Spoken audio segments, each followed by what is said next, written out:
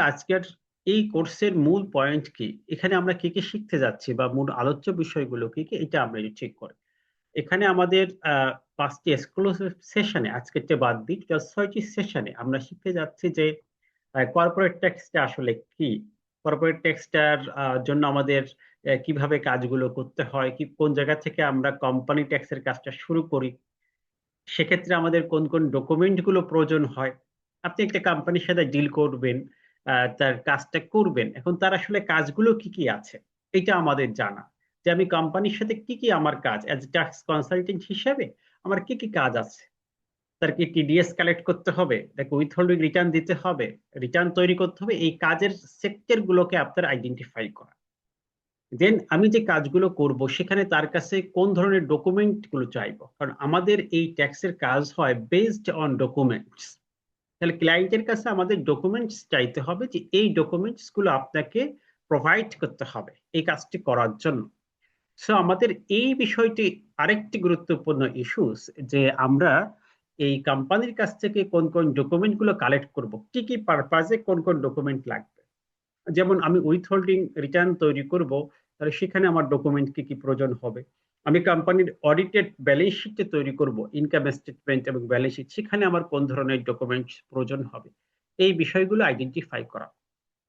দেন সেগুলোকে file up করা। যেমন আমাদের কোম্পানির ক্ষেত্রে সব থেকে ইম্পর্টেন্স ইস্যুটা রেগুলার যে কাজ, ডে টু ডে কাজ। একটা কোম্পানির কিন্তু আপনার ডে টু ডে কিছু ওয়ার্ক আছে ট্যাক্সেস পারপাজে, মান্থলি কিছু কাজ করতে হয়, এছাড়া হাফ ইয়ারলি কাজ করতে হয়, কোয়ার্টারলি কাজ করতে হয়, সে সকল বিষয় আপনারা জানেন। আর ইয়ারলি কাজ তো আছেই।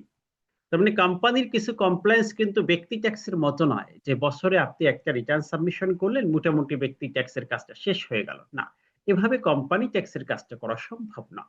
রেগুলার কিছু ডিউটিস আছে যেগুলো আমার কমপ্লায়েন্স ইস্যুস আমাকে পালন করতে হয় অ্যাজ এ কোম্পানি হিসাবে, as a artificial judicial person হিসেবে, অথবা আপনি বলতে পারেন as a agent of the government হিসেবে। একটা কোম্পানির যার ইনকাম ট্যাক্সের কাজটাকে দুই ভাগে ভাগ করা যায় ডেফিনেটলি।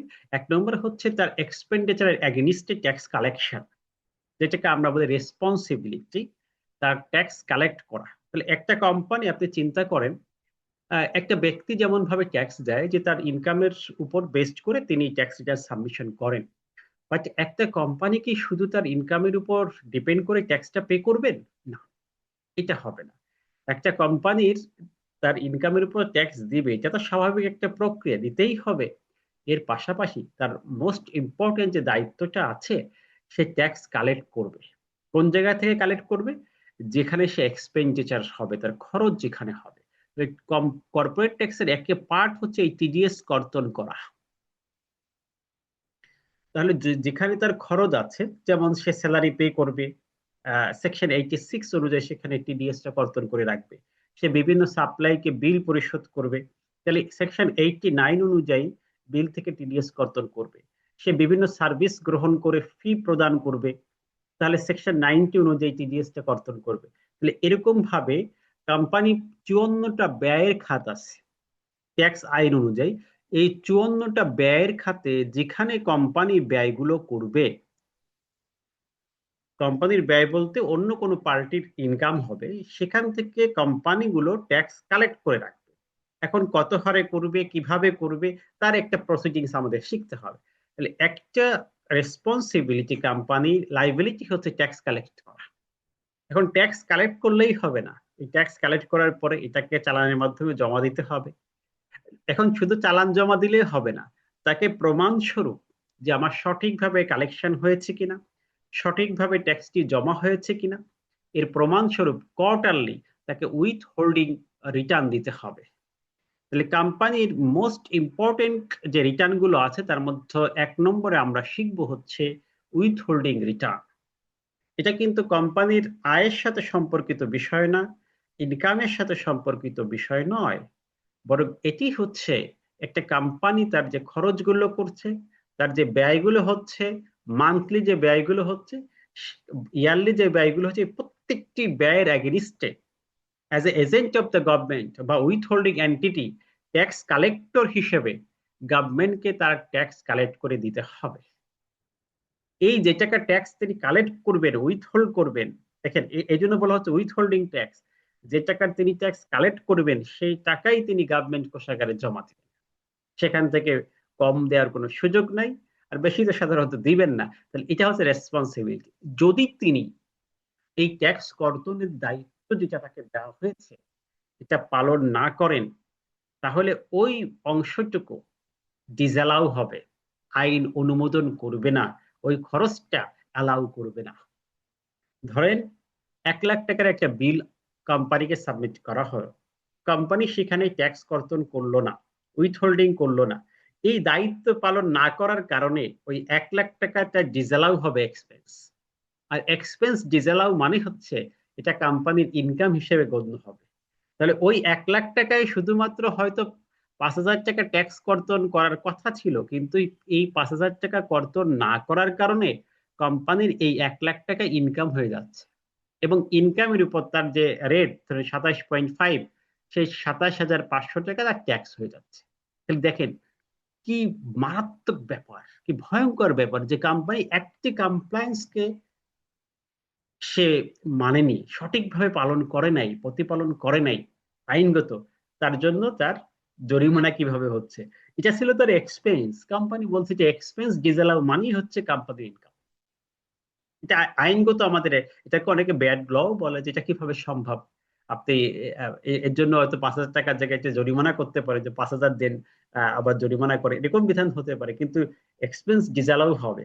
এটা কিন্তু আমাদের সেকশন 55-এর একদম সাবসেকশন 1-এ এটা বলা আছে। সো আমাদের এই উইথ হোল্ডিং ট্যাক্সটা হচ্ছে কর্পোরেট ট্যাক্সের অন্যতম একটি পার্ট।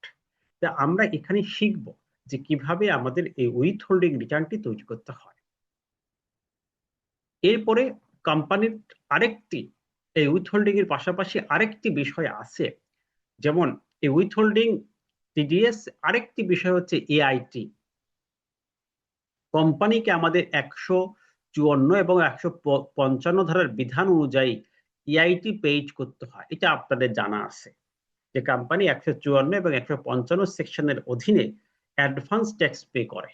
কখন অ্যাডভান্স ট্যাক্স পে করে, কি পরিমাণ দিতে হবে, সেই বিষয়গুলোর জন্য আমাদের নীতিমালা আছে, এবং সেটাও কোয়ার্টারলি দিতে হয় অ্যাডভান্স ট্যাক্সটা।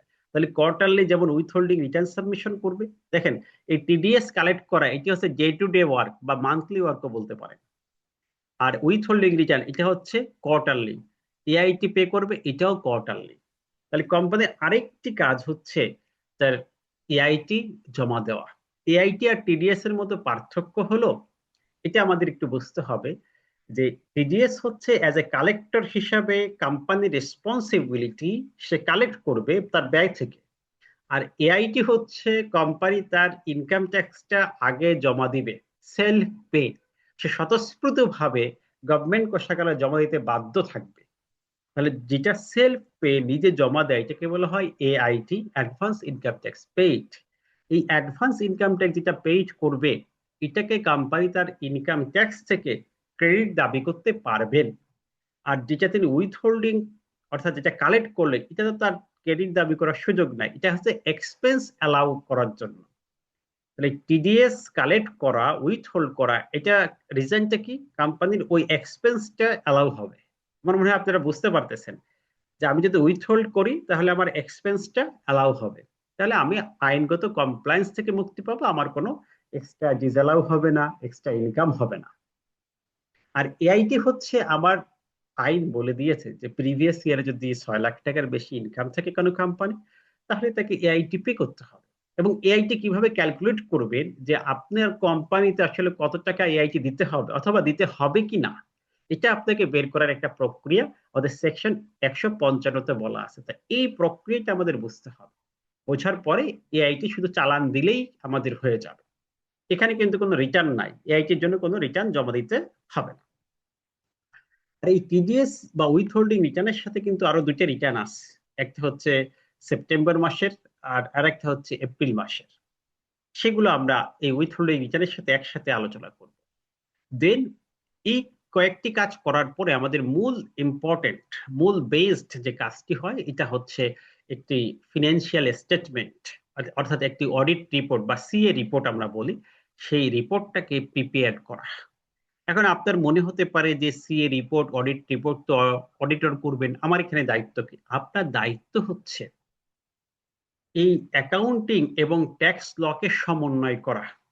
অডিটর অ্যাকাউন্টিং সেন্স দিয়ে একটি অডিট রিপোর্ট প্রিপেয়ার করবে, আর আপনি সেখানে দেখবেন আপনার ট্যাক্স লটা অনুযায়ী যে সকল সেকশন এই কোম্পানির উপর অ্যাপ্লিকেবল, সেই সেকশনগুলো অনুযায়ী অডিটেড রিপোর্টটা হয়েছে কিনা। যেমন as per income tax law অনুযায়ী আপনার সেলস কনসিডারেশনে নেওয়া হয়েছে কিনা, জিপি রেটটা, গ্রস প্রফিট রেটটা একদম পারফেক্টলি হয়েছে কিনা, এটা বিজনেসের সাথে সম্পর্কিত কিনা, ডকুমেন্ট আছে কিনা, পারচেজটা মিল আছে কিনা, এরকম বিভিন্ন বিষয় আপনার সেলস থেকে শুরু করে প্রত্যেকটা এক্সপেন্ডিচার এটা অ্যাজ পার ল সেকশন 49 অনুযায়ী হয়েছে কিনা, এরপর সেকশন 55 অনুযায়ী হয়েছে কিনা। তাহলে এই বিষয়গুলো আমাদেরকে কনফার্ম হতে হবে। তাহলে এই প্রত্যেকটি বিষয় কনফার্ম হওয়ার পরেই কিন্তু আমাদের অডিট রিপোর্টটা ফাইনাল হবে। অডিটেড রিপোর্টের কিভাবে তৈরি করতে হবে ট্যাক্স লকে ফলো করে, সেই বিষয়গুলো আমরা প্র্যাকটিক্যালি দেখাবো।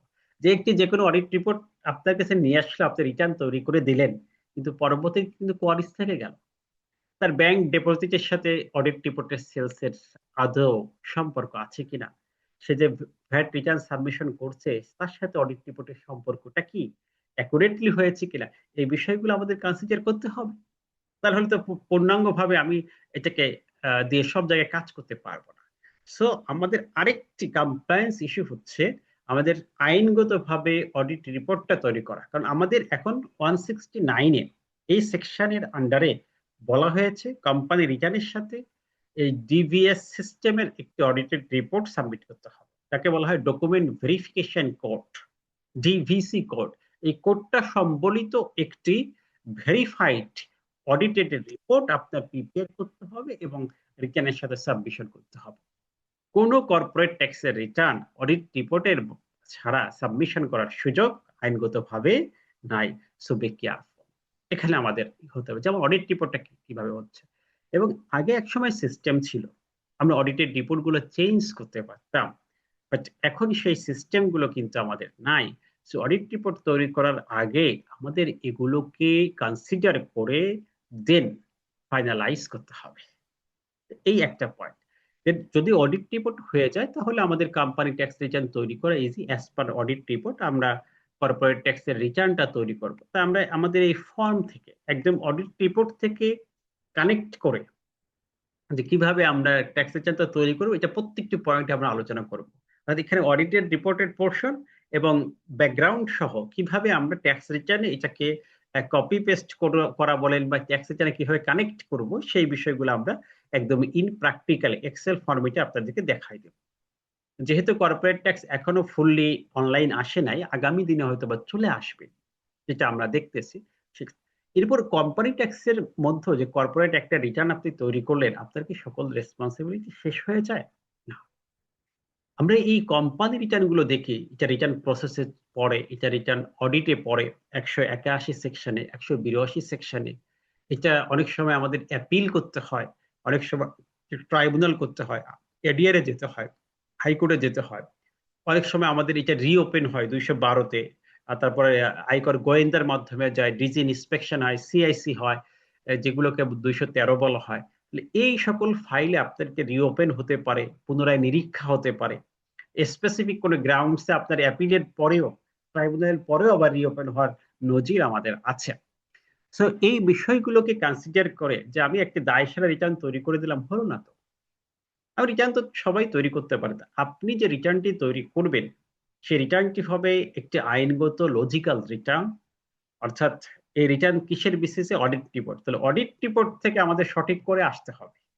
এক কথায় বললে আমাদের শুরুর দিন থেকে ডে টু ডে যে ওয়ার্ক ছিল, আমাদের টিডিএস কমপ্লায়েন্স করা, এভাবে করে কোম্পানির ট্যাক্স প্ল্যানিং করে সেই অনুযায়ী যদি আমরা অগ্রসর হতে পারি, তাহলে আমার একটা কোম্পানির ট্যাক্সটাকে সুন্দরভাবে গোছালো ভাবে আমি দিতে পারবো। আমার ট্যাক্স লাইবিলিটি কমে যাবে, কোম্পানির কাছে আমার রেপুটেশন বাড়বে। তা আমার এই কোর্সের মূল আলোচ্য বিষয়টি হচ্ছে এটি, যে আমরা সঠিক একটি পরিকল্পনা করে কিভাবে কোম্পানি ট্যাক্স গুলোর যে ইস্যুস গুলো আছে সেগুলা কমপ্লায়েন্স করে কোম্পানি রিটার্নটি সাবমিশন করতে পারি, এতটুকু যদি পারি তাহলে এই কোর্স আমার জন্য আশা করা যায় যে একটু ভালো ফল দিবে। আর যদি আমরা এই কাজটি করতে না পারি তাহলে তো আসলে কোনো বেনিফিট নেই। তো আমি ইন প্র্যাকটিক্যালি সেই বিষয়গুলো আপনাদের সাথে শেয়ার করবো ইনশাল্লাহ। এজন্য মূলত আমাদের আজকের সেশনটা, যে আপনাদের কি কি পড়াচ্ছি, কি কি আলোচনা হচ্ছে, এটা বোঝানোর জন্য আজকে আমরা একটু ফ্রি ওপেন সেশনে গেছি। এখন প্রথম আমাদের যে কোশ্চেনটা আসে যে আমরা কর্পোরেট ট্যাক্সের কথা বলছি, তাহলে কর্পোরেট ট্যাক্সে আসলে কারা কারা পড়বেন, কি কর্পোরেট ট্যাক্সটা দিবেন? যেহেতু আমাদের এখানে মাল্টিপল ট্যাক্স সিস্টেম রয়েছে, আমরা সেখানে ব্যক্তি ট্যাক্স করে অভ্যস্ত, যেটাকে বলা হয় ইন্ডিভিজুয়াল ট্যাক্স, পার্সোনাল ট্যাক্স। সেখানে কর্পোরেট ট্যাক্সটা কিভাবে কাজ করে দেখেন। কর্পোরেট ট্যাক্সটা মানে হচ্ছে tax applied on companies or legal entities. তো এই যে প্রথমে জানতে হবে যে কোন কোন ক্যাটাগরিজ, কোন কোন প্রতিষ্ঠানের উপরে এই কর্পোরেট ট্যাক্সটি অ্যাপ্লাইড হয়। যদি আমি সহজভাবে বলি যে যাদের উপর পার্সোনাল ট্যাক্স অ্যাপ্লাইড না হয় তারাই মূলত কর্পোরেট ট্যাক্স প্র্যাকটিস করে।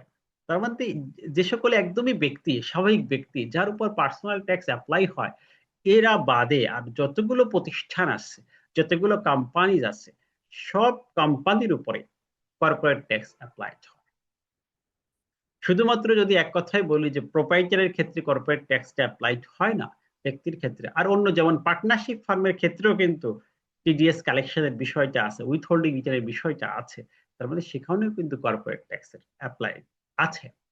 আর এখন তো আপনারা জানেন যে কর্পোরেট ট্যাক্সের রেটের মধ্যে এই পার্টনারশিপ ফার্মটাও ট্যাক্স রেটটাও আমাদের ডিরেক্ট রেট, ফ্ল্যাট রেট করা হচ্ছে 27.5%। এটা রিসেন্টলি আমাদের আইন হয়েছে এই এই অর্থ বছরে।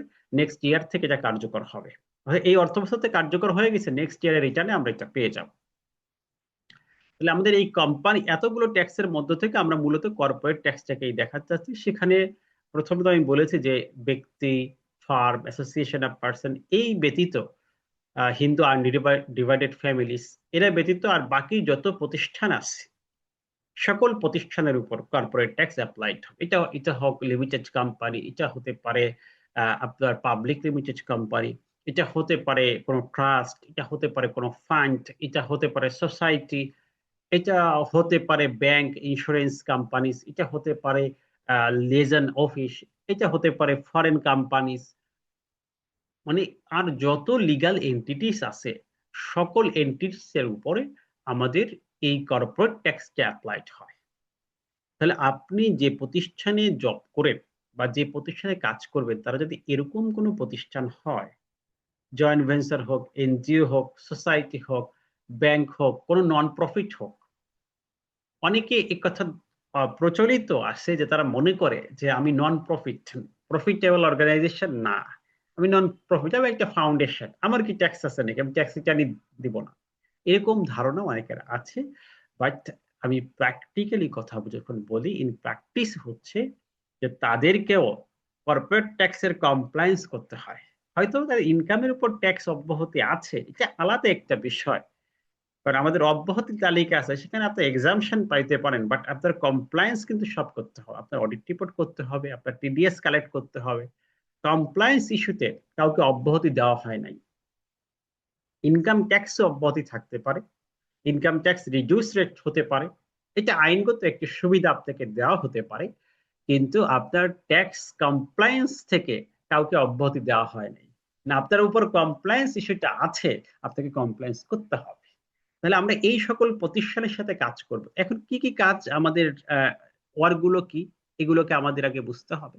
কারণ আমাদের এটা কেন এত গুরুত্বপূর্ণ একটি ইস্যুস কর্পোরেট ট্যাক্সটা, কারণ এই কর্পোরেট ট্যাক্সের মাধ্যমেই কিন্তু গভর্নমেন্টের বেশিরভাগ রেভিনিউ আসে। আর আমাদের এই কর্পোরেট ট্যাক্স রেটটা একটু হাই, যদিও এটা থাকা উচিত নয়, কারণ কর্পোরেট ট্যাক্সের রেট যদি কম থাকে তাহলে ব্যবসা বান্ধব হয় ট্যাক্সটা, তখন দেখা যাচ্ছে আমাদের মোটামুটি রেভিনিউ আর্নিংটাও হয়, বিজনেসের ডেভেলপমেন্টটাও আসে। গভর্নমেন্ট এটা চিন্তা করছে যে আস্তে আস্তে এই কর্পোরেট ট্যাক্স রেটটা কমিয়ে আনার, এবং প্রতি বছর দেখবেন 2.5% করে রেটটা কমছে। আগে আমরা 35% প্র্যাকটিস করতাম, এখন দেখে 27.5-এ এবং 25-এ নেমে আসছে, আরো কমে আসবে। অ্যারাউন্ড 20% রেট হবে কর্পোরেট ট্যাক্স। এখন এই কর্পোরেট ট্যাক্সের যে রেট গুলো আছে প্রতি বছর যে আপডেট হয়, এটা কোথায় আছে বলেন তো? এটা কোথায় পাওয়া যাবে? এটা পাওয়া যাবে হচ্ছে আমাদের যে অর্থ আইনগুলো হচ্ছে সেই অর্থ আইন। এখন বর্তমানে 2 বছরের ট্যাক্স রেট দেওয়া থাকে অর্থ আইনে। সেক্ষেত্রে আমরা 26-27 পর্যন্ত ট্যাক্স রেট কিন্তু আগে ভাগে পেয়ে গেছি। এ কারণে দেওয়া হয় যাতে আমাদের প্ল্যানিং এ সুবিধা হয়, আমাদের উৎসে কর্তনেও সুবিধা হয়, টিডিএস কর্তন ক্ষেত্রেও সুবিধা হয়, আমরা বুঝতে পারি, প্ল্যানিং গুলো বুঝতে পারি। এজন্য আমাদের কর্পোরেট ট্যাক্সটা খুবই গুরুত্বপূর্ণ। বেসিক্যালি কর্পোরেট ট্যাক্স তো ইনকামে ট্যাক্স দেবে, এটা তো একটা পার্ট। আর সব থেকে ইম্পর্টেন্ট হচ্ছে কর্পোরেট ট্যাক্সটা এই কারণে গুরুত্বপূর্ণ যে এই কর্পোরেট ট্যাক্স প্রতিটা কোম্পানি, প্রতিটা ইনস্টিটিউশন, একটা একটা গভর্নমেন্টের অর্গান ট্যাক্স কালেক্টর হিসেবে কাজ করছে। তারা গভর্নমেন্টকে ট্যাক্স কালেক্ট করে দিচ্ছে। সো এনবিআর যেভাবে ট্যাক্স কালেকশনের কাজ করছে, প্রত্যেকটি কোম্পানি ডিরেক্টলি টিডিএস এর মাধ্যমে ট্যাক্সের কালেকশন করে গভর্নমেন্টের উন্নয়নে সহায়তা করছে। সো এটা খুবই ইম্পর্টেন্ট যে কর্পোরেট ট্যাক্সটা আমাদের একটা ইনকামে ট্যাক্স দিবে, আবার ট্যাক্স কালেক্ট করবে। এখন আমরা দেখি যে আসলে আমাদের কি কি কাজ করতে হবে কর্পোরেট ট্যাক্সের। আপনি যদি একদম হিস্ট্রিতে শুরু থেকে আসেন যে কর্পোরেট ট্যাক্সে আমাদের কি কি কাজ করতে হয়, তার মধ্যে প্রথমটি হচ্ছে আমাদের যখন একটা কোম্পানি হয়, ফাউন্ডেশন হয়, তখন আমাদের 3টে গ্রহণ করতে হয়। আর আপনার যদি কন্টিনিউ রিটার্ন থাকে তাহলে তো 3 থাকবেই। তাহলে এই 3 একটা ডকুমেন্ট যে ট্যাক্স আইডেন্টিফিকেশন নাম্বারটি কর্পোরেট ট্যাক্সের জন্য তার প্রয়োজন হবে। প্রত্যেকটা কোম্পানির একটা আইডেন্টিফিকেশন নাম্বার থাকবে। আর কোম্পানি আমাদের অনেক সময় দেখা যায় যে এখন কোম্পানি হয়েছে 2 বছর 3 বছর রিটার্ন দেয় নাই, অথবা কোম্পানি করেছে কোনো অপারেশন নাই, 2 বছর পরে যে টিন ওপেন করেছে। না, এটা করার সুযোগ নাই, এটা ব্যক্তির মতো না। আপনি যেদিন থেকে ইনকর্পোরেশন সার্টিফিকেট পেয়েছেন, যখন নিবন্ধিত প্রতিষ্ঠান হিসেবে আপনার নিবন্ধন গ্রহণ করেছেন, সেই দিন থেকে মূলত আপনার কর্পোরেট ট্যাক্সের কাজগুলো শুরু হয়েছে। সেই দিন থেকে আপনার কোম্পানির কাজ শুরু হয়েছে। তো আপনাকে সেই দিন থেকেই আপনার কর্পোরেট ট্যাক্সের যে দায়িত্বগুলো আছে, যে কমপ্লায়েন্স গুলো আছে, মেইনটেইন করতে হবে। ঠিক আছে? এই কর্পোরেট ট্যাক্সের মধ্যে অন্যতম একটি কমপ্লায়েন্স ইস্যু হচ্ছে আমাদের পেজ আপ ক্যাপিটালের বিষয়টা। যে এই ডিরেক্টররা পেজ আপ ক্যাপিটাল পেইড করে, তাহলে কোম্পানিতে আমাদের এই পেজ আপ ক্যাপিটালটা পেইড হতে হয়। পেইড আপ মানে হচ্ছে কোম্পানিতে যে ইনিশিয়াল ক্যাপিটাল আপনি ডিক্লেয়ার করেছেন যে এই টাকা দিয়ে আমি কোম্পানিটা শুরু করব, যেটাকে আমাদের ওপেনিং ক্যাপিটালও বলা চলে। যে যেমন পার্টনারশিপ ফার্ম বা কোম্পানি যদি আপনি রেজিস্ট্রেশন করেন, সেখানে এই ডিক্লারেশন থাকে যে আমি এত টাকা দিয়ে এই কোম্পানিটা শুরু করব। সো এটা হচ্ছে আমার পেইড আপ ক্যাপিটাল। আমার পেইড আপ ক্যাপিটাল তো অবশ্যই থাকবে। এই পেইড আপ ক্যাপিটালটা আমার কোম্পানির অ্যাকাউন্টে প্রপারলি এবং টাইমলি এবং অ্যাজ পার ল অনুযায়ী, আইন অনুযায়ী, আইন কিছু নির্দিষ্ট ফর্মুলা এখানে আছে যেটা আমরা স্টেপ বাই স্টেপ জানতে পারবো, সেই অনুযায়ী আপনাকে পেইড করতে হবে। এবং কোম্পানিতে আরেকটা গুরুত্বপূর্ণ ইস্যুস হচ্ছে ব্যাংকের ট্রানজাকশন গুলো। ব্যাংকে যে আমাদের ডেবিট ক্রেডিট সাইড আছে, এই সাইড গুলো খুব গুরুত্ব সহিত দেখতে হয়। কোম্পানিতে, কোম্পানির যে অ্যাকাউন্টটা আছে, এটা 5টা অ্যাকাউন্ট হোক বা 10টা অ্যাকাউন্ট হোক, আপনারা জানেন যে কোম্পানির ফাইলগুলো যখন অডিট হয় তখন কিন্তু ব্যাংক সার্চ হয় বা রিওপেন হয়। বিশেষ করে অডিটের সময় না হলে রিওপেনে বা ডিজি ইন্সপেকশনে ব্যাংক সার্চ হয়। মানে কোম্পানির 5টা অ্যাকাউন্ট আছে, অনেক কোম্পানি এই কাজটা করছে যে তারা 2টি অ্যাকাউন্ট হাইড করছে। এটা কিন্তু সে এক সময় হাইড করতে পারবে না। এখন সব অটোমেশন হয়ে যাওয়ার কারণে এই তথ্যগুলো এনবিআর বের করতে পারে। তার থেকে মনে রাখতে হবে যে আমি কোম্পানির যতগুলো অ্যাকাউন্ট আছে, সবগুলো অ্যাকাউন্ট আমাকে শো করতে হবে। কোম্পানির যখন আমি অডিটেড রিপোর্ট করব, তখন আমি কোম্পানির কাছে সকল অ্যাকাউন্টের তথ্য চাইবো। যে আপনার 5টা অ্যাকাউন্টস আছে, ঠিক আছে, অ্যাকাউন্টস এর স্টেটমেন্ট গুলো দিয়ে দেন। তাহলে প্রত্যেকটি স্টেটমেন্ট আমার প্রয়োজন হবে, এবং প্রত্যেকটি স্টেটমেন্টের যে আমাদের ডিপোজিট বিষয় আছে, ডেবিটের বিষয় আছে, ক্রেডিটের বিষয় আছে, সেগুলোকে আমাদের অ্যানালাইসিস করতে হবে, ব্যাংক রিকনসিলিয়েশন করতে হবে। এই ব্যাংক স্টেটমেন্ট যদি 5টা থাকে, এই 5টা ব্যাংক স্টেটমেন্টকে আপনার রিকনসিলেশনে নিয়ে আসতে হবে। এই রিকনসিলেশনের একটা নির্ধারিত পদ্ধতি আছে, যেভাবে ট্যাক্স অফিস গুলো করে থাকে। আপনাকে সেটা আমরা প্র্যাকটিক্যালি দেখাবো। কারণ এই কারণে ব্যাংক রিকনসিলিয়েশন ছাড়া তো আপনি পূর্ণাঙ্গ একটি সেলস এর ডিক্লারেশন করতে পারবেন না, আপনি এক্সপেন্ডিচারের ডিক্লারেশন দিতে পারবেন না। অর্থাৎ ইনকাম স্টেটমেন্ট ব্যালেন্স শিট তৈরি করার জন্য এটা একটা প্রি রিকোয়ারমেন্ট যে আপনাকে প্রপারলি এই ব্যাংক রিকনসিলিয়েশনটা করতে হবে। সো আমাদের যতগুলো ট্রানজেকশন হবে সকল ট্রানজেকশন ব্যাংকের মাধ্যমে আসতে হবে।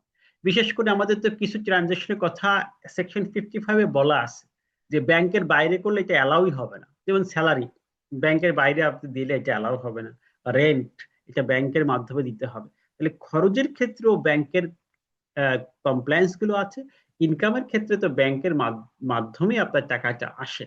যদি ক্যাশে লেনদেন হয় এটা ভিন্নভাবে ব্যাখ্যা করা যায়, বাট ব্যাংকেরটা অবশ্যই আপনাকে রিকনসিলিয়েশন করতে হবে। ধরেন আপনার ব্যাংকে কোম্পানির অ্যাকাউন্টে যদি 10 লাখ টাকা ডিপোজিট হয়, আপনি সেল যদি বলেন যে আমার 8 লাখ টাকা, তাহলে এই বাকি 2 লাখ টাকার ব্যাখ্যা এটাকে বলা হচ্ছে ব্যাংক রিকনসিলিয়েশন। বাকি 2 লাখ টাকার ব্যাখ্যা আপনাকেই দিতে হবে যে এই টাকাটা কিভাবে কোম্পানির অ্যাকাউন্টে আসলো। আপনি ব্যাখ্যা দিলেন যে আমার এখানে 1 লাখ টাকা লোনের অ্যামাউন্টে ডিপোজিট হয়েছে, লোনটা এসেছে অন্য একটা অ্যাকাউন্টে। আবার আমার এই পাঁচটা অ্যাকাউন্ট, একটা অ্যাকাউন্ট থেকে এখানে 50,000 এসেছে, আরেকটা অ্যাকাউন্ট থেকে 50,000 এসেছে, এভাবে করে আমার জমাগুলো হয়েছে।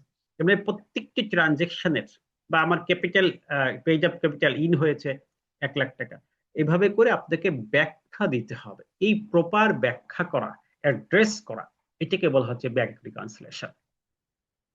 তাহলে আমাদের কোম্পানির আরেকটি পেজ অফ ক্যাপিটাল দেওয়ার সাথে সাথে আমাদের আরেকটি কাজ হচ্ছে ব্যাংকের ডিপোজিট গুলো, ডেবিট ক্রেডিট গুলো ভেরিফাই করা একদম পারফেক্টলি আছে কিনা। না থাকলে সেখানে আমাদের প্রত্যেকটি ট্রানজেকশনকে ট্র্যাকিং করে একটি রিকনসিলিয়েশন দাঁড় করানো। এরপর অফিস ডেট থাকলে অফিস ডেটটা সঠিকভাবে করা, সেখানে এই অফিস রেন্টের এগেনিস্টে আমাদের টিডিএসটা, আমাদের তো 54টা সেক্টরে টিডিএস কর্তন করতে হবে, তার মধ্যে একটা অফিস রেন্ট এটা প্রতি মাসে করতেই হবে। এটা আমাদের দেখা যে টিডিএসটা এখন বর্তমানে 10% কর্তন হবে, আগে কিন্তু 5% ছিল। এটা আমি রেন্টটা বলে দিই, 109 সেকশনে বলা আছে। তাহলে বর্তমানে এটা 10% অফিস রেন্ট। অফিস রেন্টের ডিট থাকবে, ডিটে আমাদের অনেক সময় চায় যে ভাড়ার ডিটটা থাকুক এবং সেই অনুযায়ী আপনার উৎস কর্তন গুলো হবে। আর এই উৎস কর্তনের বেনিফিট তো মালিক পাবে যিনি ভাড়া দিচ্ছেন, তো এখানে কোনো প্রবলেম নেই। এবং আমাদের প্রত্যেকটা বিল এবং ভাউচার এগুলো সংরক্ষণ করতে হয়, এগুলো রাখতে হয়। আমি যেগুলো খরচ করবো তার একটা বিল ভাউচার রাখবো, যেগুলো আয় হবে সেলস হবে সেখানেও রাখতে হবে। এরপর বেসিক যে বিষয়টা আমাদের জানতেই হয়, কাজ করতেই হয়, এটা হচ্ছে আমাদের উৎসে কর্তন। এই সেকশন 86 থেকে 139 পর্যন্ত যে কথা বললাম, এই প্রত্যেকটি সোর্স থেকে যখন আমরা এক্সপেন্স গুলো করি আমাদের ট্যাক্স কালেক্ট করতে হয়। যেমন সেকশন 86 আমি যখন আমার এমপ্লয়িকে স্যালারি দিব, তখন সেখান থেকে অ্যাভারেজ রেটে আমাকে ট্যাক্স কালেক্ট করে রাখতে হবে। অ্যাভারেজ রেট মানে সে আসলে অ্যাভারেজ রেটের সূত্র আছে, আমার বইতে এটা নিয়ে বিস্তারিত আলোচনা আছে। সেই সূত্র অনুযায়ী আমাদের ট্যাক্সটা কি করতে হবে, কালেক্ট করে রাখতে হবে। যদি আমরা না রাখি তখন কিন্তু ওই স্যালারিটা ডিসঅ্যালাউ হয়ে আমার ইনকাম হিসেবে গণ্য হয়ে যাবে। সো এটা কেয়ারফুল, যার কাছ থেকে করতে হবে, যার ট্যাক্স আসে সেই সমপরিমাণ ট্যাক্স আমরা 12 মাসে কালেক্ট করব।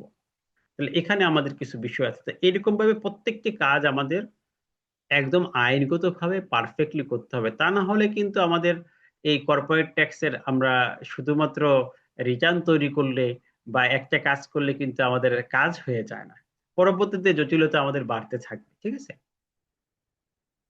ট্যাক্স কালেক্ট করার পরে এটা আমরা টাইমলি পরবর্তী মাসের 15 তারিখের মধ্যে জমা দেবো। একটা হচ্ছে জমা দেওয়া, জমা দেওয়া তো বুঝে যায়, টিডিএস কালেক্ট করলাম, এটা কিন্তু আমাদের পরবর্তী মাসের 15 তারিখের মধ্যে আমাদের জমা দিয়ে দিতে হবে, চালান জমা দিতে হবে। হ্যাঁ, রিটার্ন দিতে হবে না, আগে ছিল মান্থলি রিটার্ন, যে এখন কিন্তু মান্থলি রিটার্নের বিষয় নাই। এখন বলছে যে আপনি ট্যাক্স কালেক্ট করবেন, ট্যাক্স কালেক্ট করার পরে এই যতগুলো উইথহোল্ড করলেন এগুলোকে আপনি জমা দিয়ে দেন। ট্যাক্স কালেক্ট করে তো নিজের কাছে রাখা যাবে না, এগুলোকে আমাদের আহ, জমা দিতে হবে গভর্নমেন্ট কোষাগারে। আর এটা তো আমার ট্যাক্স, তাই এটা তো গভর্নমেন্টেরই ট্যাক্স, আমি এজ এ কালেক্টর হিসেবে কালেক্ট করেছি। ঠিক আছে, তাহলে আমাকে অবশ্যই গভর্নমেন্ট কোষাগারে এই চালানের মাধ্যমে, অথবা আমাদের এখানে টিডিএস জমা দেওয়ার ক্ষেত্রে ই টিডিএস এনভায়রনমেন্ট একটা অনলাইন যে সফটওয়্যার আছে ইটিডিএস, সেখান থেকে আমি কর্তন করে জমা দিতে পারবো। এই প্রত্যেকটা কোম্পানি ইটিডিএস এনভায়রনমেন্ট এখানে রেজিস্ট্রেশন করে নিতে পারে। এরপরে অ্যাডভান্স ট্যাক্সের কথা আমরা বলেছি, 154 সেকশন 155 অধীনে আমরা অ্যাডভান্স ট্যাক্সটা কালেক্ট করব। কালেক্ট করার পরে সেই ট্যাক্সটাও কি আমরা জমা দেবো। অ্যাডভান্স ট্যাক্সটা কিভাবে কালেক্ট করবে সেই বিষয়ে আমাদের নীতিমালা আছে, সেকশন 154-তে বলা আছে, 155-তে বলা আছে। সে অনুযায়ী আমরা কি করবো, অ্যাডভান্স ট্যাক্সটা কালেক্ট করব। কালেক্ট করার পরে আমরা জমা দিয়ে দিই।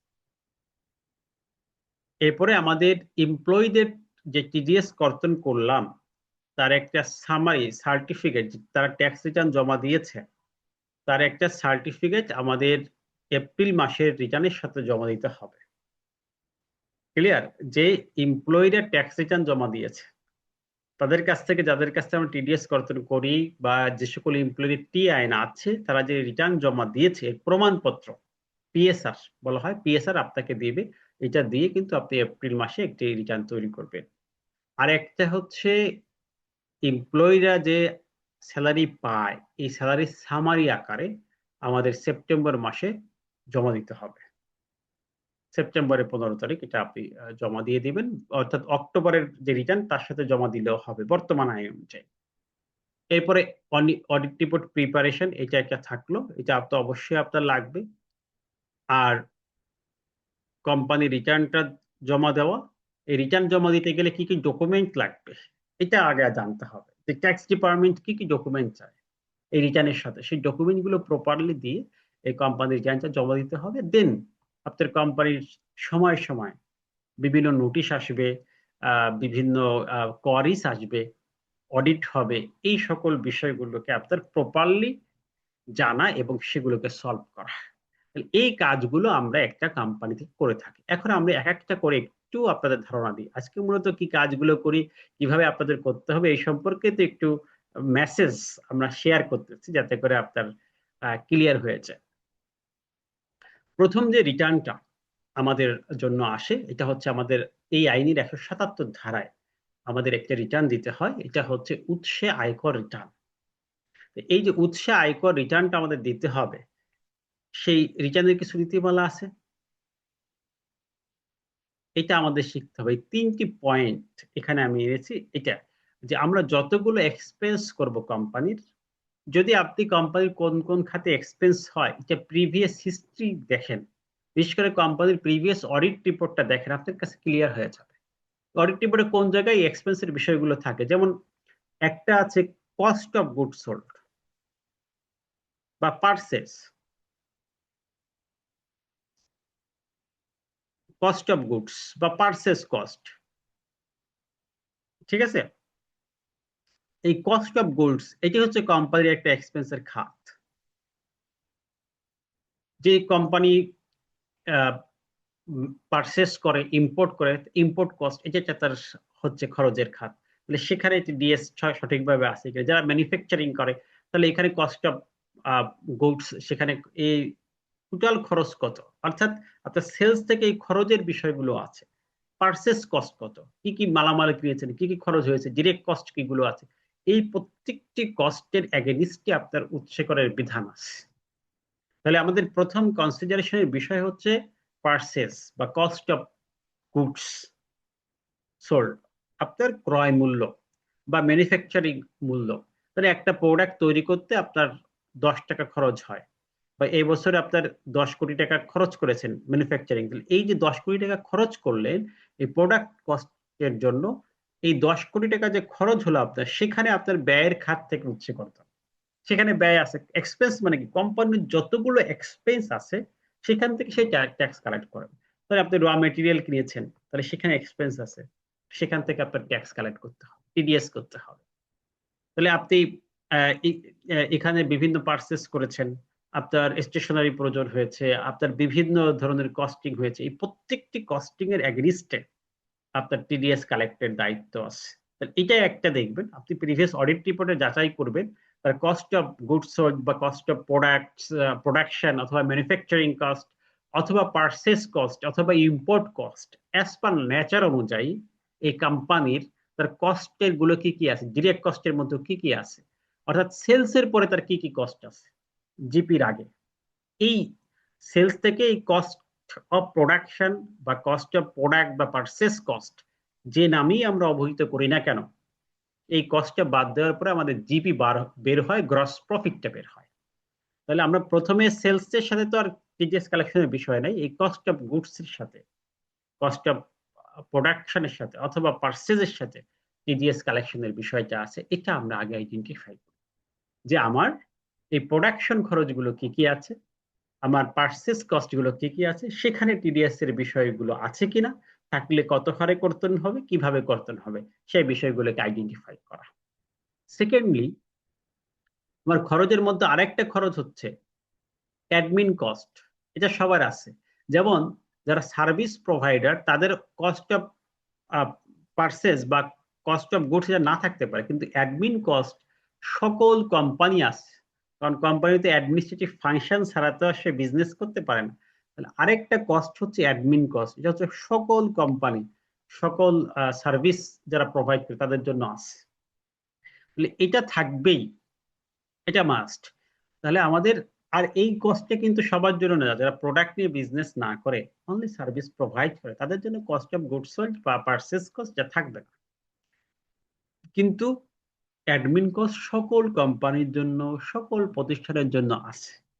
তাহলে আমাদেরকে দেখতে হবে এই কোম্পানির, আমি যে কোম্পানি নিয়ে কাজ করছি সেই কোম্পানির অ্যাডমিনিস্ট্রেটিভ ফাংশন গুলো কি কি কি কি খরচ আছে। দেন আপনি লিস্ট করলেন তার 20টা খরচ আছে, খরচের খাত আছে অ্যাডমিনে। যেমন 1 নম্বর তার স্যালারি আছে, তার রেন্ট আছে, তার ধরেন আপনার কিছু ইকুইপমেন্ট পারচেজ আছে, তার ধরেন কিছু শেয়ার হোল্ডারদের পেমেন্ট আছে, তার ডিরেক্টর রেমুনারেশন আছে, তার পেপার কিনতে হয়, তার অডিট ফির কস্ট হয়, এরকম ভাবে হিসাব করলেন 20টা বা 25টা বা 30টা, অ্যাজ পার কোম্পানির নেচার অনুযায়ী কোম্পানির 30টা খরচ আছে। কি খরচ? অ্যাডমিন খরচ।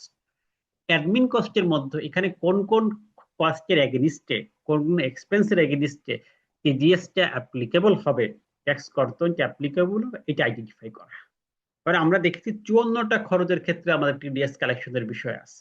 যদি আপনি দেখেন এই 25টা খরচের মধ্যে ম্যাক্সিমাম খরচই এই এর আওতায় পড়ে যাবে। ডেপ্রিসিয়েশন বাবদ যে খরচটা হয় এটা হয়তো পড়বে না, আর কিছু কিছু কস্ট বাদে ম্যাক্সিমাম কস্টের এগেনিস্টে আমার ট্যাক্স কালেক্ট করার বিধান রয়েছে। সো আমাদেরকে ওই অ্যাডমিনিস্ট্রেটিভ কস্ট থেকে এগুলোকে বের করে সেগ্রিগেট করে তার উপর টিডিএসটা কর্তন করা। আরেকটা আমাদের টিডিএস এর বিষয় আছে, সেটাকে আমরা বলি এটা হচ্ছে অ্যাসেট এডিশন। আমাদের প্রথমে যখন আমরা অ্যাসেট ডিক্লেয়ার করি তখন প্রপার্টি প্ল্যান্ট ইকুইপমেন্ট একটা পোর্শন আছে, যে আমাদের কি প্রপার্টি আছে, কি ইকুইপমেন্ট আছে। যেমন এবার আপনি গাড়ি কিনেছেন, এটা অ্যাসেট অ্যাড হলো কোম্পানির। আপনি কোম্পানির নামে কিছু কিনেছেন, তো এই যতগুলো অ্যাসেট অ্যাডিশন আছে, অ্যাসেট অ্যাডিশন আছে, এই অ্যাসেট অ্যাডিশনের উপরে, অ্যাসেট অ্যাডিশনের উপরে আপনার কি করা, আপনার ট্যাক্স কর্তন করা। তাহলে আপনাকে আরেকটি পয়েন্ট হচ্ছে, আপনি একটা অডিট রিপোর্ট বিশ্লেষণ করলে থার্ড, একদম সর্বশেষ অংশে, অ্যানেক্সার বা তফসিলে এটার ব্যাখ্যাটা পেয়ে যাবেন যে এই কোম্পানির কি কি অ্যাসেট আছে। এই অ্যাসেটের সাথে আমাদের ট্যাক্স লর কয়েকটি বিষয় সম্পর্কিত আছে, বিশেষ করে ডেপ্রিসিয়েশন এটা আছে, আর একটা আছে আমাদের টিডিএস এর বিষয়। এবার যদি আপনার কোনো অ্যাসেট অ্যাডিশন হয়ে থাকে ডিউরিং দিস পিরিয়ড, দেন আপনার উপর আরেকটি কমপ্লায়েন্স চলে আসে যে এই পিরিয়ডে যা অ্যাসেট অ্যাডিশন হয়েছে তার উপর আপনার ট্যাক্স কর্তন হয়েছে কিনা, সেখানে আমার ট্যাক্স কর্তন করতে হবে।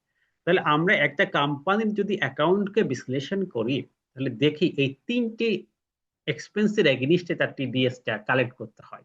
কয়টি এক্সপেন্স বললাম? একদমই প্র্যাকটিক্যালি আমি বললাম, একটা হচ্ছে তার পারচেস কস্ট, 2 নম্বর হচ্ছে অ্যাডমিন কস্ট, 3 নম্বর হচ্ছে অ্যাসেট অ্যাডিশন। তাহলে এই 3টি বিষয়কে ফোকাস করে আমাদের টিডিএসটা কালেক্ট করতে হবে। আর টিডিএসটা কালেক্ট করার পরে আমরা তো সাথে সাথে পরবর্তী মাসের 15 তারিখের মধ্যে চালান জমা দিয়ে দেব, এবং কোয়ার্টারলি 3 মাস পর পর, যেমন জুলাইতে কর্তন করলাম, তাহলে জুলাইতে কর্তন করলাম, আগস্টে কর্তন করলাম, সেপ্টেম্বরে কর্তন করলাম, এটা অক্টোবরে যে আমি এই রিটার্নটি সাবমিশন করব। তাহলে এই যে 3 মাস পর পর আমরা রিটার্ন সাবমিশন করব, একটা অক্টোবরে, এরপরে ধরেন নভেম্বর, ডিসেম্বর, জানুয়ারি, সেখানে আরেকটা করতে হবে। এরকম ভাবে আমাদের কোয়ার্টারলি আমাদের এই উৎসে কর রিটার্নটা সাবমিট করতে হবে, উইথহোল্ডিং রিটার্নটা সাবমিট করতে হবে। তাহলে এইটাকে আমাদের ক্লিয়ার করতে হবে। এরপরে আরেকটা কমপ্লেন যেটা বললাম যে আমরা এআইটি যেটা বেসড করি। এখন এআইটি আমরা কিভাবে বুঝবো যে এই কোম্পানির উপর এআইটি আছে? ধরেন আপনি 5টা কোম্পানি নিয়ে প্র্যাকটিস করেন, এখন এই কোম্পানির এআইটি দিতে হবে কিনা আপনি কিভাবে আইডেন্টিফাই করবেন?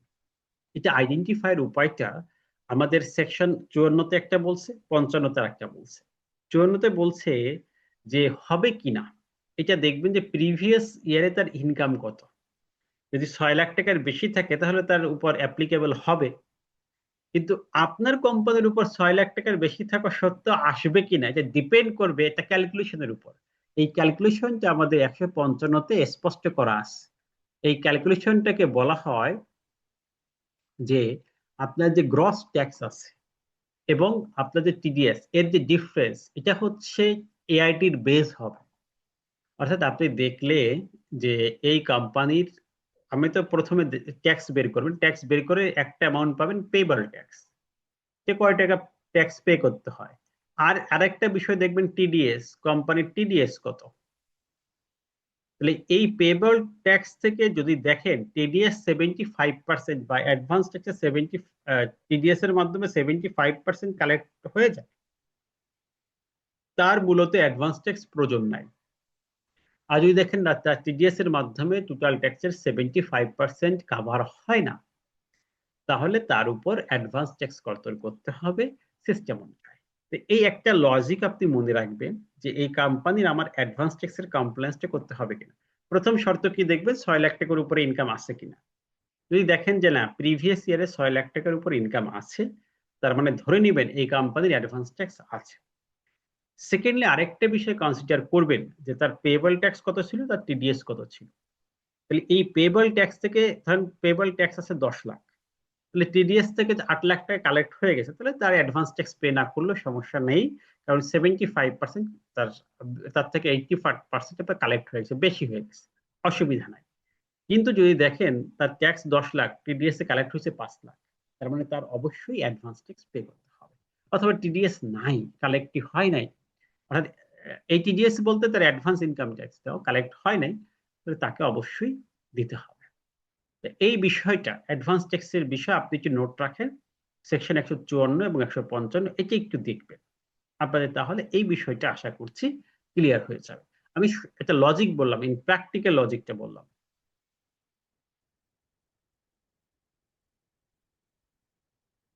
তাহলে এখানে আমাদের এই ইআইটির বেসড বের করা, এআইটি পে করা, এটা আমাদের আরেকটি কমপ্লায়েন্স চলে আসে। দেন আমাদের থার্ড, এই তিনটা হচ্ছে মেইন কমপ্লায়েন্সের ইস্যু। আমি সবগুলো থেকে এই তিনটে সামারাইজ করতেছি। আরেকটি ইস্যু হচ্ছে ইনকাম ট্যাক্স রিটার্ন প্রিপেয়ার করা। ইনকাম ট্যাক্স রিটার্নে আমাদের প্রথমে কোন বিষয়টা আসবে বলেন তো? অডিটেড রিপোর্ট প্রস্তুত করা। তো একটা অডিটেড রিপোর্টের মধ্যে 5টি ফাংশন থাকে, বেসিক ফাংশন 5টা থাকতেই হবে, ঠিক আছে? তার মধ্যে একটা হচ্ছে ইনকাম স্টেটমেন্ট, একটা হচ্ছে ব্যালেন্স শিট, একটা থাকে আপনার ক্যাশ ফ্লো, একটা থাকে আপনার নোটস, এটা একটা ইম্পর্টেন্ট। এরকম মোটামুটি আমাদের চেঞ্জিং ইকুইটি সব 5টি বেসিক বিষয় আপনার থাকতে হয়। যদি আপনার এই 5টি বিষয় থেকে আমার মেইন 2টি পয়েন্ট, একটা হচ্ছে ইনকাম স্টেটমেন্ট আর একটা ব্যালেন্স শিট, এটা আমার প্রয়োজন হয়। আর বাকিগুলো তার সাথে রিলেট করে, যেমন নোটস গুলো হচ্ছে এটার ব্যাখ্যা। লাগে নোটস গুলোতে আমার কিভাবে আসলো, একটা সেলস কিভাবে হলো, এটা কনসিডার করতে হয়। তাহলে এই ইনকামের সাথে রিলেট করে ইনকাম ট্যাক্স রিটার্ন। এখানে আমাদের একটা কোম্পানির, আমি বলি যে যেমন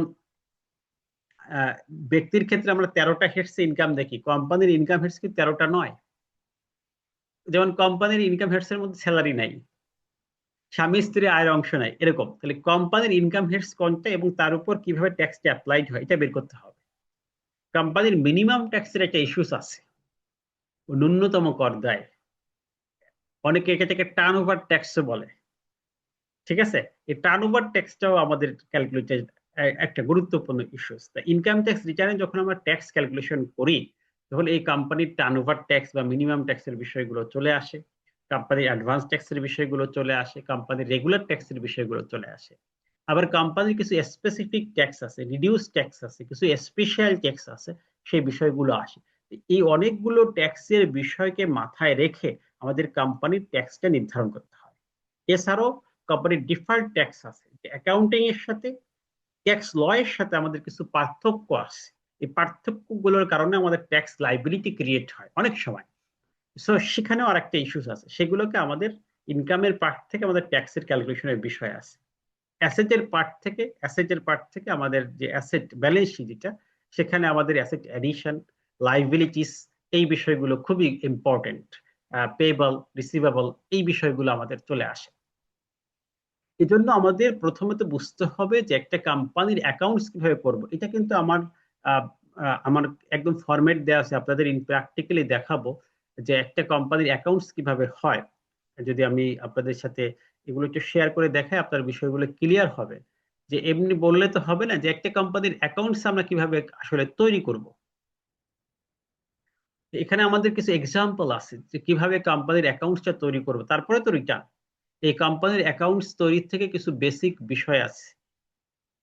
এই কোম্পানির অ্যাকাউন্টসে কি কি থাকবে, কোন কোন কোয়ারিজ গুলো আছে।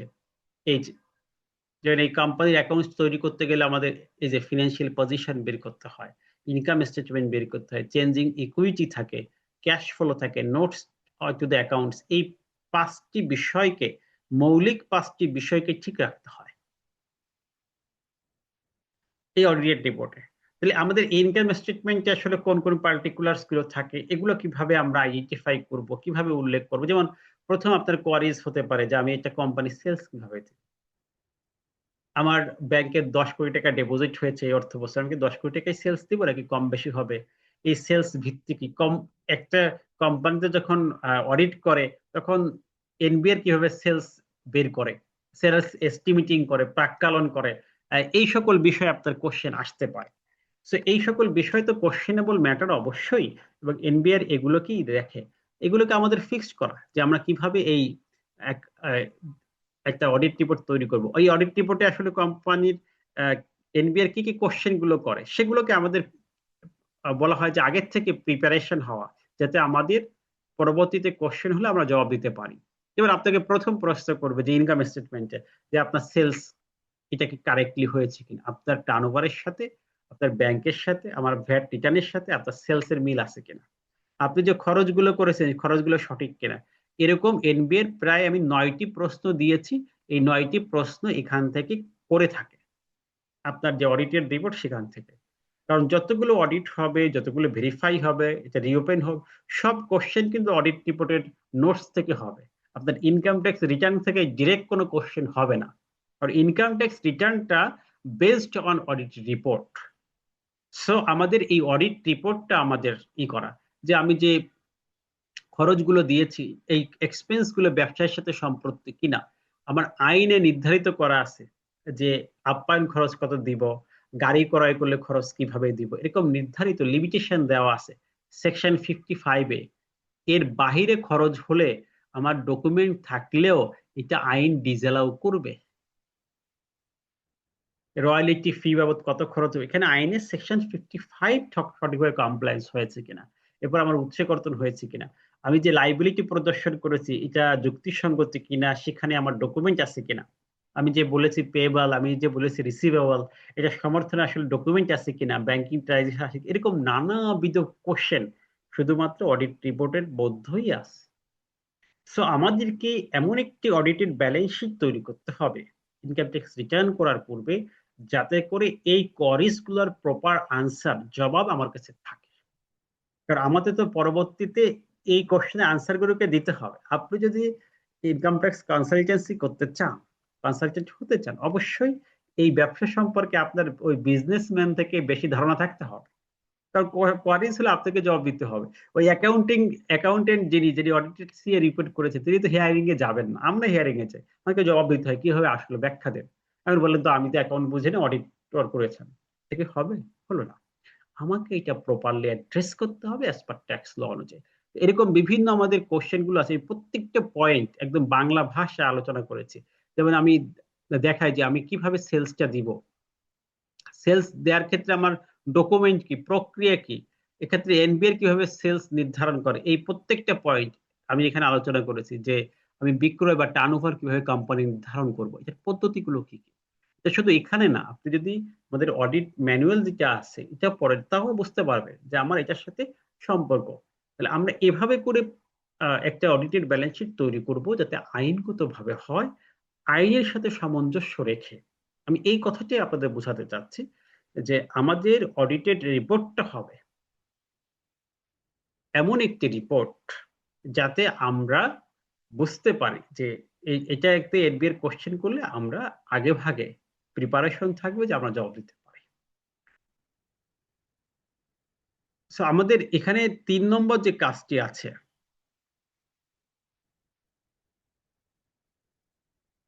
হ্যাঁ, আমাদের এই সকল লেকচার শিট এবং যত ডকুমেন্ট আছে সবগুলো আপনারা যারা গ্রুপে অ্যাড হয়েছেন অলরেডি, আমাদের গ্রুপে দেখছি যে মোটামুটি অ্যাড হয়েছেন। কালকের মধ্যে আমাদের অ্যাডমিশন শেষ হবে, এরপর আমরা শুরু করব আর কি মূল প্রোগ্রামটা। তো আমাদের 125তম ব্যাচ আমাদের দেখলাম যে মোটামুটি সবাই অ্যাড হয়েছেন। আমাদের আগামীকাল 5টা পর্যন্ত আমাদের অ্যাডমিশন থাকবে। যদি এখনো কেউ অ্যাড হতে চান, আমাদের যে নাম্বারটি আছে সেখানে আপনি ফোন দিয়ে অ্যাড হয়ে যাবেন। ওকে, যারা দেরি করে ঢুকেছেন, আমরা পরবর্তীতে এটা রেকর্ডিং আছে, রেকর্ডিং দেখলে আপনি বুঝতে পারবেন। কারণ অনেক সময় লেট করে ঢুকলে আমি তো একটা সিস্টেমে অগ্রসর হচ্ছে, আপনার ধরতে অসুবিধা হতে পারে। আর আজকে খুব বেশি আলোচনাও করব না। তাহলে আমাদের এখানে ইনকাম ট্যাক্স রিটার্ন একটা পার্ট, আর ইনকাম ট্যাক্স রিটার্ন তৈরি করতে হলে আমাদেরকে অডিটেড রিপোর্টটা বুঝতে হবে। জাস্ট এতটুকু বোঝানোর জন্য যে যারা শুধুমাত্র সেমিনারে অংশগ্রহণ করেছে আপনারা জানেন যে একটা অডিটেড রিপোর্ট কিভাবে তৈরি করতে হয়। অ্যাকাউন্টিং যে ফরম্যাটে, শুধু সেই ফরম্যাটকে জানলেই হয় না, আপনাকে ট্যাক্স লটাও সেখানে অ্যাপ্লাই করতে হয়। অ্যাপ্লাই করার পরে আপনাকে ট্যাক্স লর চোখ দিয়ে দেখে একটা পূর্ণাঙ্গ অডিটেড রিপোর্ট তৈরি করতে হয়। এটা তৈরি করতে পারলে আপনি মোটামুটি এগিয়ে যান।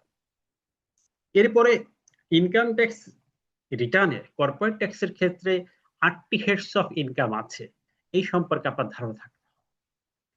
আপনি ইনকাম ট্যাক্স আইনটা পড়লে দেখবেন এই 8টি হেডস এর জন্য আপনার কোনো আলাদা ল অ্যাপ্লাইড হয় না। ইনকাম ট্যাক্স আইন অ্যাক্ট 2023-এর যে ল গুলো আপনি পার্সোনাল ট্যাক্সে পড়েছেন, সেই সেকশন গুলো কিন্তু এখানে অ্যাপ্লাইড হবে। যেমন ইনকাম ফ্রম রেন্ট থেকে আমাদের সেকশন 35 থেকে 39 পর্যন্ত আমরা পড়েছি না, এখানে তো সেই সেকশনই অ্যাপ্লাইড হবে। তো আমাদের এখানে টোটাল একটা কোম্পানির 8 ধরনের ইনকাম থাকতে পারে। এর মধ্যে 1 নম্বর হচ্ছে ইনকাম ফ্রম রেন্ট। কোম্পানির অ্যাসেট থাকতে পারে, সেই অ্যাসেট রেন্ট দিতে পারে।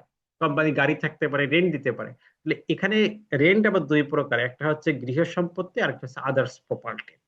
কোম্পানি কোনো এগ্রিকালচার জমি থাকতে পারে, এটা ভাড়া দিতে পারে। কোম্পানির শেড থাকতে পারে, ভাড়া দিতে পারে। কোম্পানির গুদাম থাকতে পারে, ভাড়া দিতে পারে। যাই হোক না কেন, তাহলে কোম্পানির একটা ইনকাম হচ্ছে ইনকাম ফ্রম রেন্ট, এটা কোম্পানির একটা ইনকাম। আবার দেখেন যেগুলো হোটেল আছে, যাদের বিজনেস হচ্ছে হোটেল রিসোর্ট, তাদের কিন্তু এই রেন্টাল ইনকাম আছে।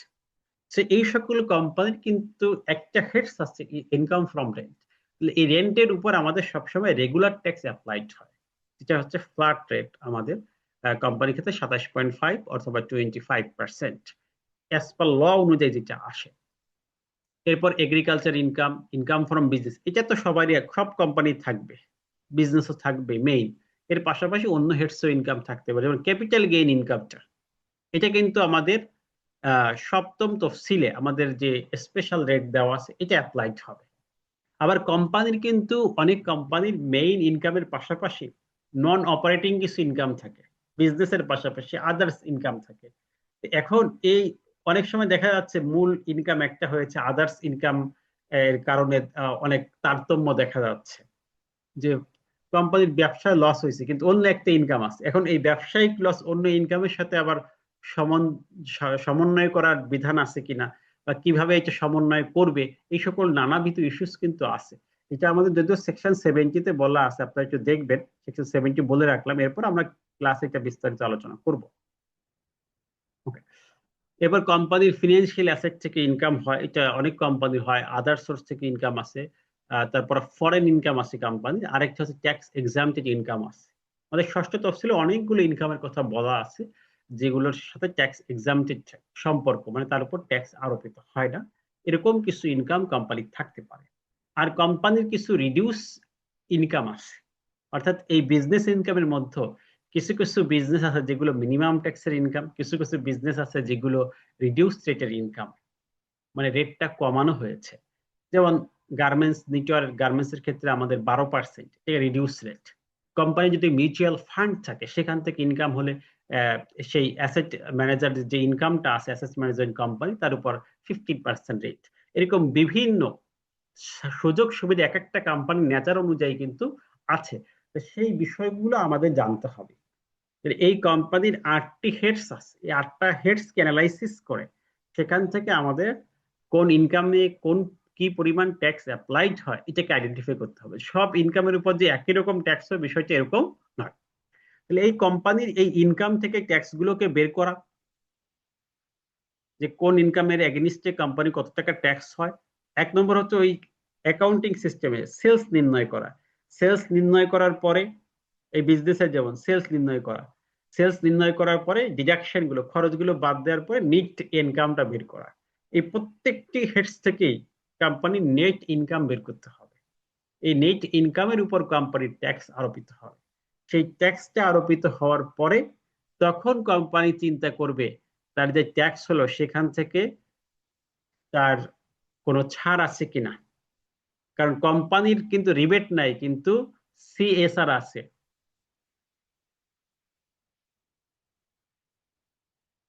কোম্পানির সামাজিক উন্নয়নমূলক কাজ করলে সেখান থেকে ট্যাক্স থেকে ছাড় আসে। তো এটাকে জানা যে আমি যে ট্যাক্স আরোপিত করলো সেখান থেকে কোনো ছাড় বা ডিসকাউন্ট কোম্পানি পাবে কিনা, কোম্পানির কোনো সিএসআর আছে কিনা। হ্যাঁ, যদি থাকে সেগুলোকে কনসিডার করা। এরপর কোম্পানির মিনিমাম ট্যাক্স, কোম্পানির এই সেলস এর উপর টার্নওভারের উপর এখন 1%। এই মিনিমাম ট্যাক্স এর বিধানটা 163 সাবসেকশন 5 অনুযায়ী এই মিনিমাম ট্যাক্সটা দেখা। এরপরে কোম্পানির উৎসে কর্তন, এআইটি এগুলোকে কনসিডার করা, দেন কোম্পানির ফাইনাল ট্যাক্সটা পেইড উইথ রিটার্ন নির্ধারণ করা। এই কতগুলো স্টেপ আছে যে কোম্পানির ট্যাক্সটা বের করতে, যে সেই স্টেপগুলো আমাদের শেখা। এগুলো কিন্তু সব অডিট রিপোর্টে থাকবে না। এই ট্যাক্সের বের করার যে ফর্মুলা এটা অডিট রিপোর্টে অ্যাকুরেটলি থাকে না। সো এটাকে আমাদের কনসিডার করা। দেন ইনকাম ট্যাক্স থেকে ইনকাম ট্যাক্স কনসিডার হয়ে গেল। এরপর কোম্পানির এক্সপেন্স থেকে টিডিএস হয়ে গেল। যদি এগুলো ভাবে সামগ্রিক নিয়ম কানুন গুলো ফলো করা যায় তাহলে মোটামুটি আমাদের একটি আইনগত রিটার্ন তৈরি হয়, যাতে করে আমাদের কোম্পানির পরবর্তী ইস্যুগুলোতে, পরবর্তী কোয়ারিজ গুলো আসলে আমরা একটি আইনগত জবাব দিতে পারি। তাহলে এই কোম্পানি যেমন এই যে ইনকাম গুলো আছে তার সাথে ইনকাম ট্যাক্সের সম্পর্ক আছে কোম্পানির, ঠিক তেমনি ভাবে কোম্পানির যে এক্সপেন্ডিচার গুলো আছে, যেমন আমরা টিডিএস এর কথা বলছি, এই টিডিএস এর কালেকশনের বিষয় আছে। সেখানে আমাদের অনেকগুলো আইন আছে। প্রত্যেকটি, যেমন এখানে সেকশন 86 এর একটি এক্সাম্পল দেওয়া আছে, এখানে আছে। তাহলে আজকের আলোচনার মূল বিষয়টি হচ্ছে আমাদের আসলে কোম্পানিতে কোন কোন ধরনের কাজ আছে, ইনকাম থেকে কি কি করতে হবে, তার ব্যয় থেকে কি কি করতে হবে। কারণ কোম্পানির ক্ষেত্রে দুটি বিষয় দেখতে হবে, তার আয় এবং ব্যয়। আয় থেকে আমাদের কাজগুলো কি কি, ব্যয় থেকে কাজগুলো কি কি, এগুলো আইডেন্টিফাই করে আমি যদি প্রত্যেকটি কাজ আইনগতভাবে করতে পারি তাহলে কর্পোরেট ট্যাক্সটা আমাদের জন্য একদম ইজি হয়ে যায়। কর্পোরেট ট্যাক্সটা কিন্তু খুব কঠিন বিষয় না। পার্সোনাল ট্যাক্সের ক্ষেত্রে আমাদের আইটি 10B আছে, সম্পদ দেখানো, অপ্রদর্শন করা, এরকম নানা ঝামেলা জটিলতা আছে। কর্পোরেট ট্যাক্সটা আমার কাছে আরো সহজ মনে হয় যদি আপনি ল গুলোকে জানেন, ল পয়েন্ট গুলো এবং অ্যাকাউন্টসটা বোঝেন, অডিট রিপোর্টটা বোঝেন, তাহলে দেখবেন যে এই ট্যাক্সটা আপনার জন্য সহজ হয়ে গিয়েছে। সো আমাদের আজকের সেশনের উদ্দেশ্য, যারা কোম্পানি ট্যাক্সটা শিখতে চান তাদের যাতে কর্পোরেট ট্যাক্সটা খুব সহজে আপনারা শিখতে পারেন, এজন্য আমরা 5টি এক্সক্লুসিভ সেশন নিয়ে এসেছি, যার আজকে ইন্ট্রোডাকশন হয়ে গেল। আমাদের নেক্সট ডে থেকে ক্লাসটা শুরু হবে। আমাদের শনি এবং রবিবারে রাত 8টা থেকে আমাদের ক্লাসগুলো হবে।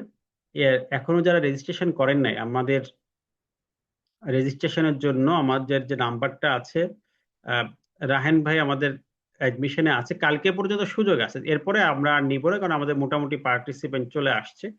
আপনারা আমি নাম্বারটা দিচ্ছি, 08523777680। এই নাম্বারটা, এই নাম্বারটা না, আমি আর একটা নাম্বার দিচ্ছি আপনাদের, এই নাম্বারে যোগাযোগ করবেন। আমি গ্রুপে দিয়ে দিচ্ছি আপনাদের চ্যাট বক্সে। এরপরে আপনারা যাদের যারা অলরেডি আমাদের সাথে জয়েন হয়েছেন, আজকে আমরা তাদের গ্রুপে ডকুমেন্ট গুলো দিয়ে দেবো। কর্পোরেট ট্যাক্সে কিন্তু অনেকগুলো ডকুমেন্ট আপনারা পাবেন প্র্যাকটিস করার জন্য। কিছু প্র্যাকটিক্যাল একদম নমুনা ফর্ম পাবেন, যার মাধ্যমে আপনি প্র্যাকটিসটা করতে পারবেন। বিশেষ করে আমাদের টিডিএস এর এক্সেল শিট থাকবে, কিভাবে টিডিএস ক্যালকুলেট করতে হয়, যেগুলো প্রয়োজন। কারণ আমরা তো দেখালাম যে বেসিক্যালি দুইটা রিটার্ন আমরা ফোকাস করবো, একটা হচ্ছে উইথ হোল্ডিং রিটার্ন, সেখানে কোন সেক্টর থেকে কি পরিমাণ টিডিএস কর্তন করবেন সেগুলো এক্সেল একটা ফরম্যাট আছে, এটা আপনাদেরকে প্রোভাইড করা হবে। সেকেন্ডলি ইনকাম ট্যাক্সের যে রিটার্নটা, অডিট রিপোর্ট কিভাবে করতে হবে, রিটার্ন কিভাবে করতে হবে, ইন প্র্যাকটিক্যাল আমরা এই বিষয়গুলোকে ফোকাস করব। তো যারা কর্পোরেট ট্যাক্স শিখতে চান তারা আমাদের এখানে নাম্বারটি দিয়েছে দেখেন, 08527776880 আমাদের অফিসিয়াল নাম্বার। এখানে যোগাযোগ করে কালকের মধ্যে আশা করা যে আপনারা ইন হয়ে যাবেন। যারা এখনো বাকি আছেন, আমরা কালকে থেকে আমরা মূল আপনাদের ডেট দিয়ে স্পেসিফিক ভাবে ডকুমেন্ট দেওয়ার পরে আমরা আমাদের কোর্সটা স্টার্ট করব। আশা করা যায় যে বিটিসি একাডেমিতে যে কোর্সগুলো হচ্ছে আপনাদের জন্য এটা একদমই বলা চলে যে খুব সহজে আপনারা এই কাজগুলো শিখতে পারবেন বা করতে পারবেন, এতটুকু বিশ্বাস আমাদের আছে। কারণ আমরা দীর্ঘদিন এই প্রফেশনে থাকায় আমরা একদম যে জিনিসগুলো সহজের মাধ্যমে একদম বাংলা ভাষায় উপস্থাপন করে আপনাদেরকে এই কাজগুলো শেখানোর চেষ্টা করবো, যাতে আপনাদের ক্যারিয়ারে আপনি একটা এগিয়ে থাকে সেই চিন্তা আমাদের আছে।